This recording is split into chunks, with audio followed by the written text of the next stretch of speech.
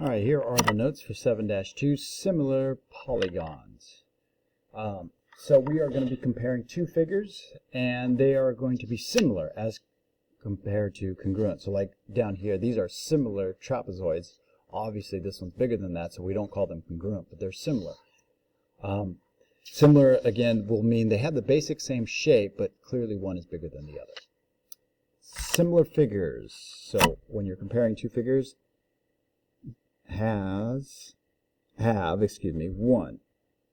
congruent corresponding angles.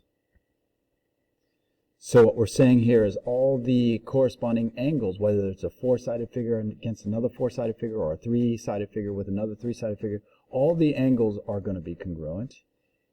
And two, the corresponding sides are not congruent, are in equal proportions, and we'll explain this in a second.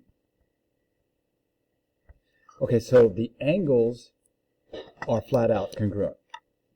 The angles are going to match up, but the sides are going to be in equal proportion, which will be a little bit different. Similar ratio is a ratio that compares two corresponding sides.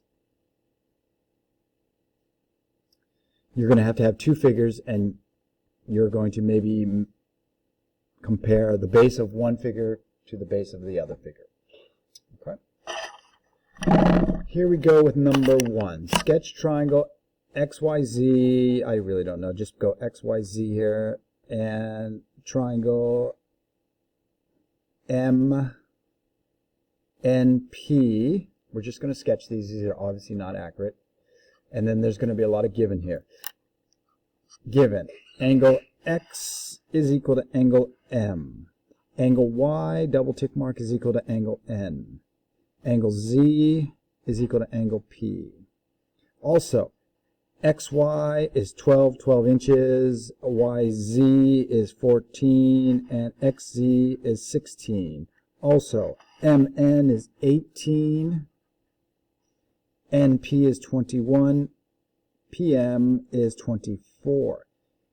Can you conclude that these two triangles are similar? Yes or no? Are these two triangles similar? Well, first of all, if we go back and look at the definition here, in yellow, the angles need to be congruent. Congruent, congruent, congruent. So that part is good. All the angles are congruent. The sides have to be in equal proportion. We're not saying they have to be equal. Obviously, 18 is bigger than 12. But if I take this 12 to 18, I'm going to put an equal sign here, but I don't know if it is. Is that the same fraction as 14 to 21?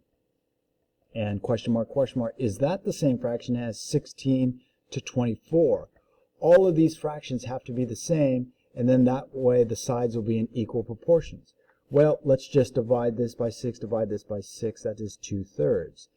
14, 21, divide by 7, 2/3. 16, 24, divide by 8, 2/3.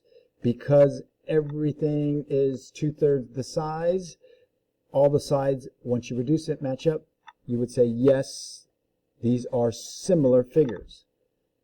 Similar figures. Okay? Let's move on to the final problem here. It says the two figures are similar. Find the value of each variable. First of all, there is a symbol for similar, and that is just a squiggle without the equal bar. Obviously, a squiggle with the equal bar is congruent, which means the same size, same shape. This right here is similar. It's just same shape. And you can tell that this trapezoid and this trapezoid, they're basically the same shape, but they're not equal in size. This is clearly bigger. Okay, but we are told that they are similar, so we should be able to figure out side length x here. Before we go to side length x, let's figure out what z is down here. If you'll recall, this is angle z. All angles are congruent. The corresponding angles are congruent. So this 70 matches up with angle Z. So angle Z is equal to 70 because this one is 70. 65, 65, congruent, congruent, congruent, congruent. Okay? Next, let's solve for X. This side here on the right, it obviously has something to do with this 7 here. Those are the corresponding sides. What you're going to do is set up a proportion to solve for X. Again, a proportion is a fraction is equal to another fraction. And what we're going to do here is basically take bottom on the small, which is 9, over bottom on the big, 27. 9 to 27 is the same ratio as the right side 7, the right side X. Okay? And then we would cross multiply this. Or if you want to, you can reduce this fraction. 9 and 27 reduces down to 1/3. And then cross multiply this.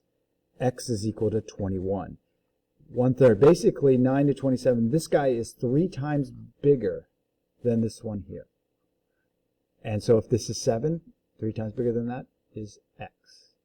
We also have to solve for Y, which is up here. It obviously has to do with this 18. Let's set up a proportion again. I'm going to go 9 bottom, 27 bottom. And then again, 9 came from the small figure, so the top is going to come from the small figure. Y is to 18 on the top. Cross multiply this, or if I want to, I can reduce the 9 and 27 first, and then cross multiply it. 3y is equal to 18, so it looks like y by itself is 6. 6. Okay? So x 21, y is 6, z is 70. By the way, if they ask for what is called a similarity ratio, all they're asking for is a comparison of this figure to this figure, and you would just go 9 to 27, which reduces down to 1 to 3. Or if you want to, you could go, what do we say x was, 21? You could say 7 on the right side to 21, which again reduces down to 1 to 3. In fact, any sides, top to top, left to left, they should all have the same similarity ratio, 1 to 3, 1 to 3.